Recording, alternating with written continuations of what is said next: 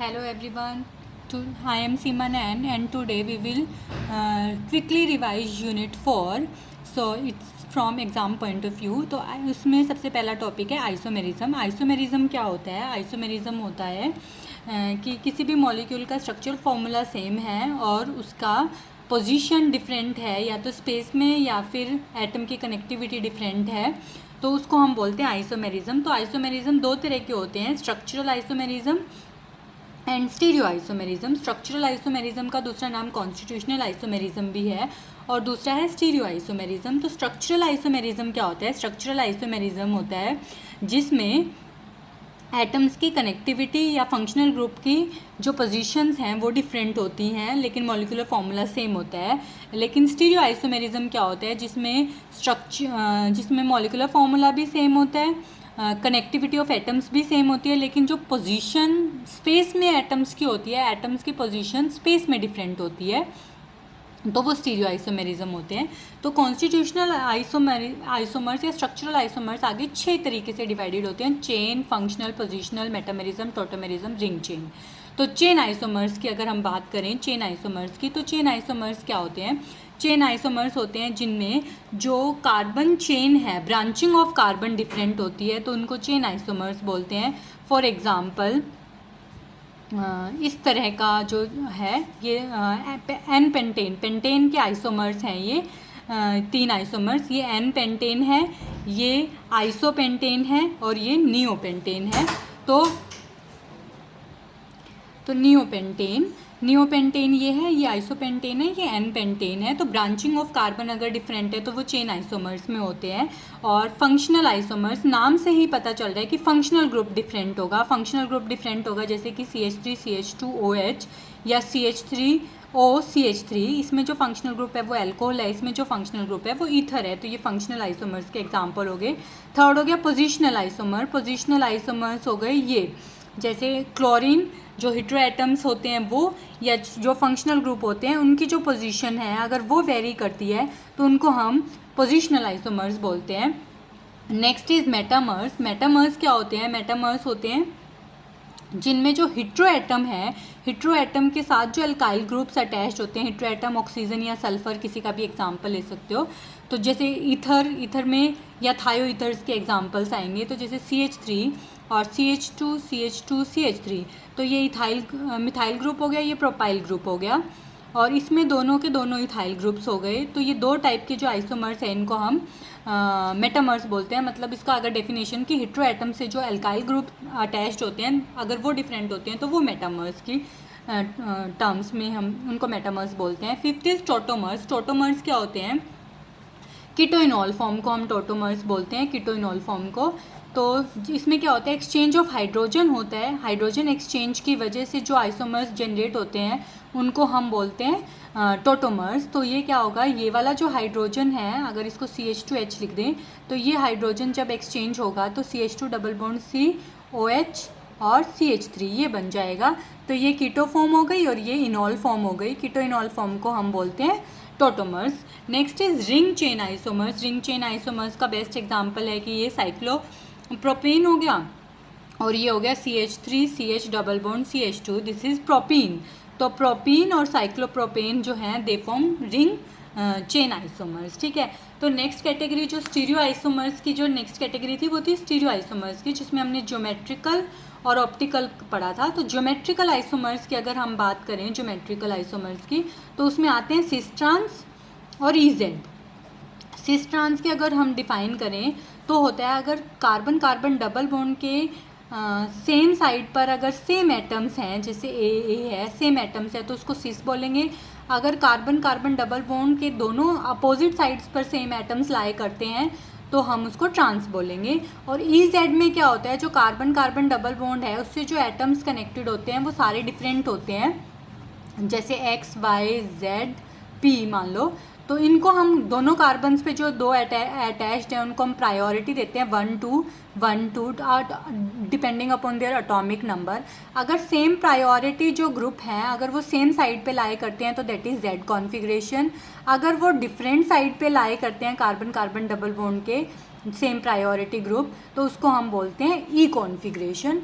This is corresponding to cis and this is corresponding to trans. लेकिन एक difference है कि जो एटम्स कनेक्टेड होते हैं कार्बन एटम से वो सारे चारों डिफरेंट होते हैं। इसमें सिस ट्रांस में क्या होता है, दो एटम सेम होते हैं, दो डिफरेंट होते हैं। Next is optical isomers. तो ऑप्टिकल आइसोमर्स के लिए क्या होता है, जो प्लेन ऑफ पोलराइज्ड लाइट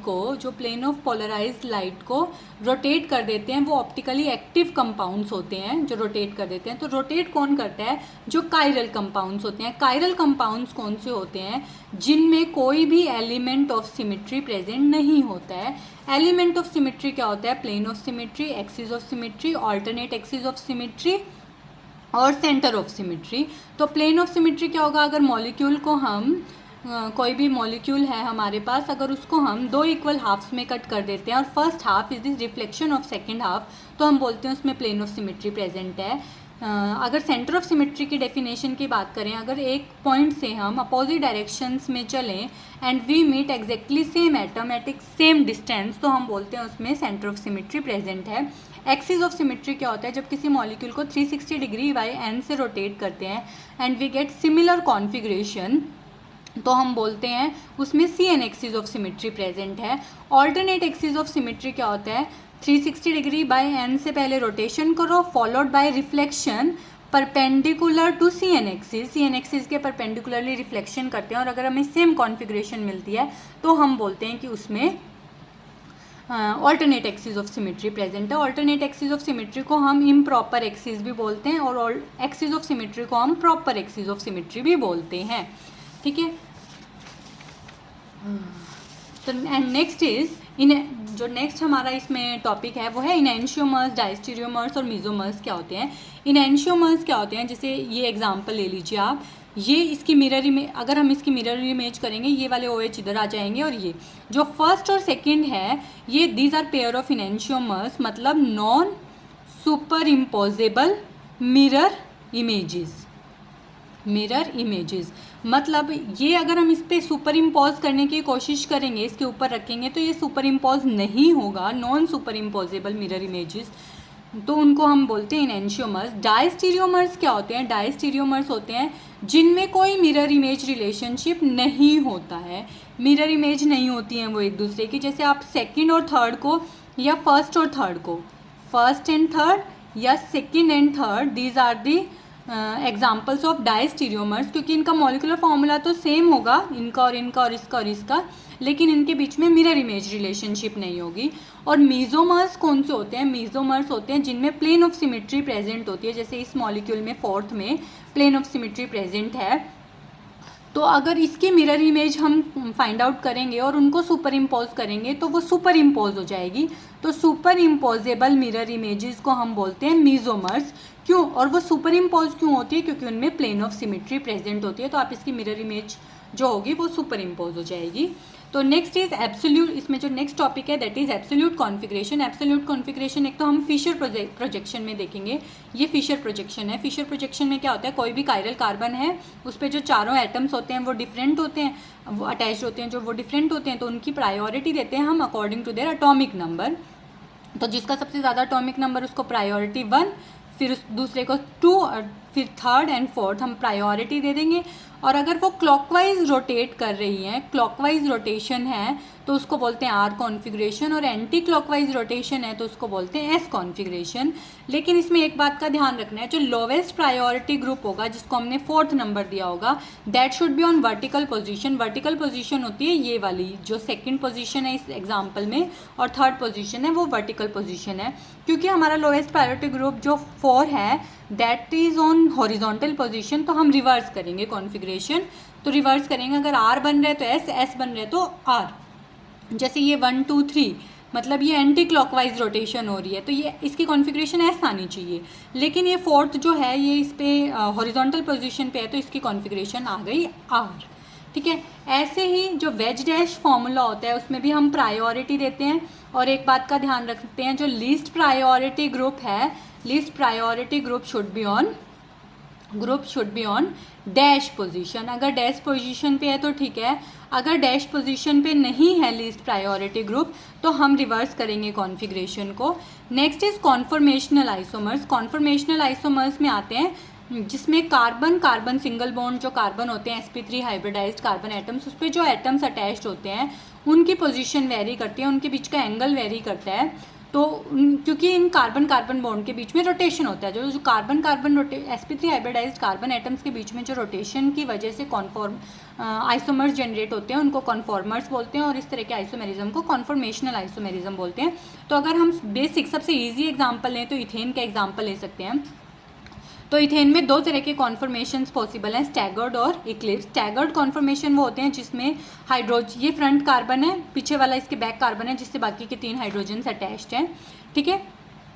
तो क्या है, इन जो हाइड्रोजन एटम्स के बीच में एंगल होता है वो 60 डिग्री होता है स्टैगर्ड कॉन्फॉर्मेशन में, और इक्लिप्स में इन हाइड्रोजन के बीच में जो एंगल होता है वो 0 डिग्री होता है, मतलब वो एक दूसरे के एग्जैक्टली पीछे होते हैं अगर हम फ्रंट से देखेंगे तो, ठीक है। तो इक्लिप्स कॉन्फॉर्मेशन में स्ट्रेन होता है, एंगल स्ट्रेन होता है, इसलिए ये लेस स्टेबल होता है, और this is highly stable, most stable होता है स्टैगर्ड कॉन्फॉर्मेशन, क्योंकि इसमें कोई स्ट्रेन नहीं होता।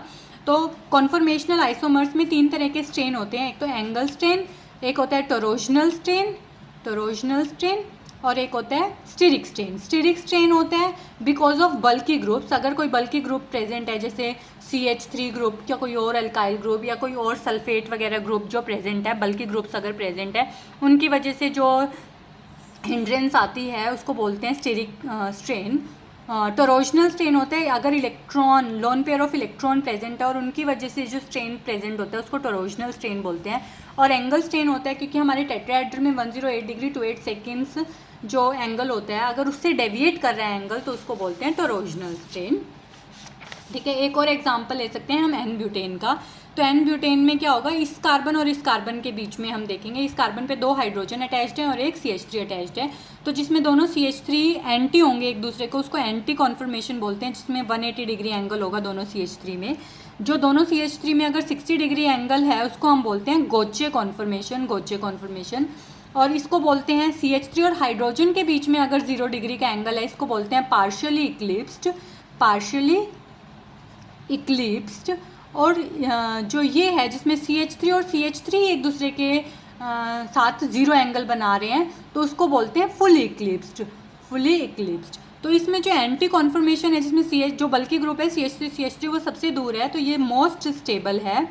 फिर उसके बाद गोचे क्योंकि उनके बीच में एंगल 60 डिग्री का है, उसके बाद पार्शियली इक्लिप्स, और सबसे कम स्टेबल है फुली इक्लिप्स्ड कॉन्फॉर्मेशन क्योंकि इसमें एंगल स्ट्रेन भी है और टोरोजनल और स्टीरिक स्ट्रेन भी है, और इसमें कोई भी स्ट्रेन नहीं है, इसलिए ये सबसे ज़्यादा स्टेबल है। तो ये हो गई कॉन्फॉर्मेशनल आइसोमर्स की बात।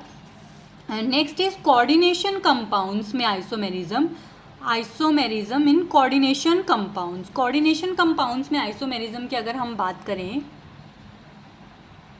हाँ, तो कोऑर्डिनेशन कंपाउंड्स में जैसे सबसे पहला होता है आयोनाइजेशन आइसोमर्स, उसके बाद second is coordination isomers, hydrate isomers, fourth is coordination position isomers,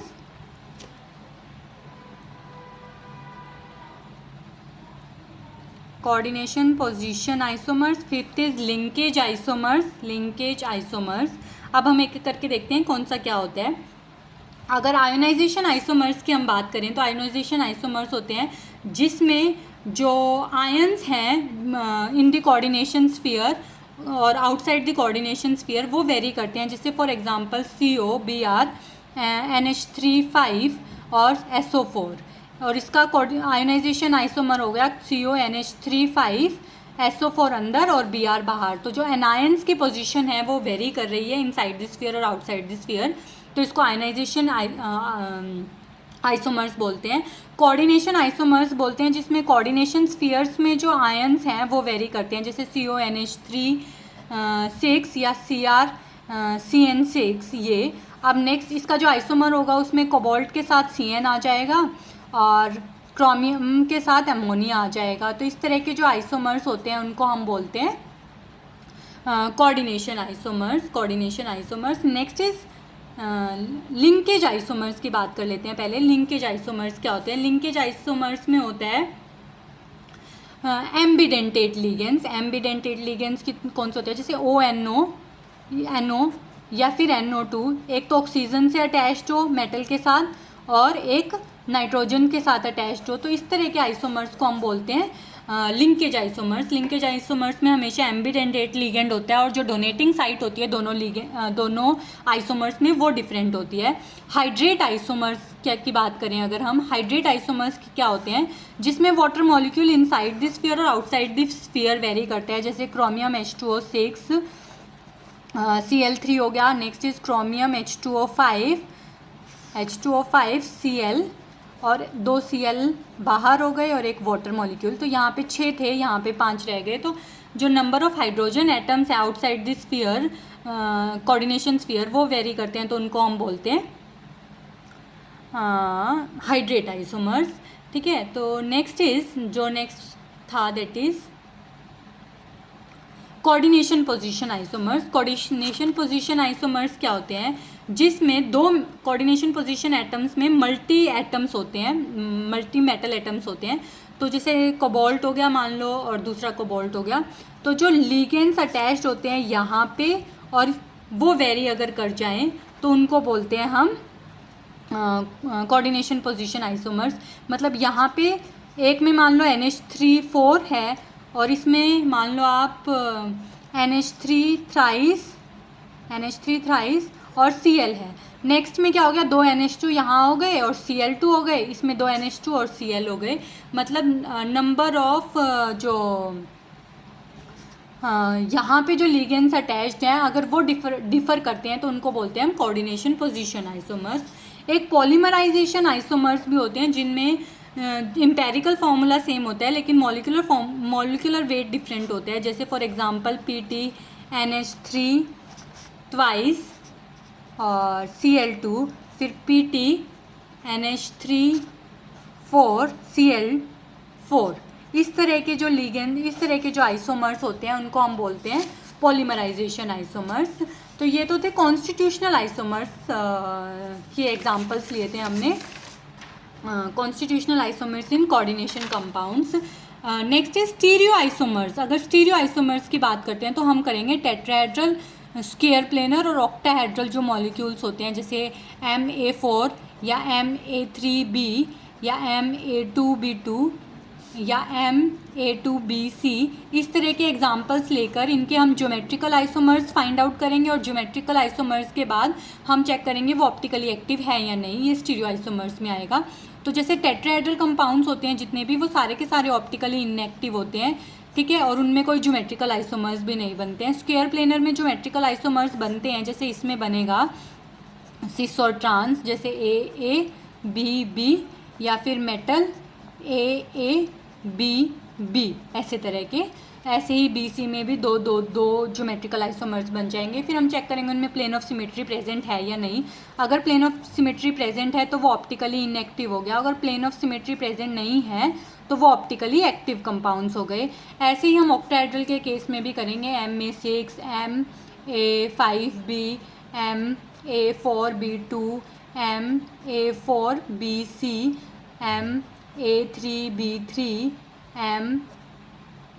इस तरह के एग्जांपल्स लेके MAA थ्राइस या फिर MAB थ्राइस, इन सब के एग्जांपल्स लेके कि इनमें, इसमें कोई ज्योमेट्रिकल आइसोमर्स नहीं है, इसमें कोई ज्योमेट्रिकल आइसोमर्स नहीं है, इसमें 2 ज्योमेट्रिकल आइसोमर्स हैं, इसमें भी 2 ज्योमेट्रिकल आइसोमर्स हैं, इसमें भी फेशियल और मेरिडोनल, ये बहुत इंपॉर्टेंट है, फेशियल और मेरिडोनल 2 आइसोमर्स होते हैं।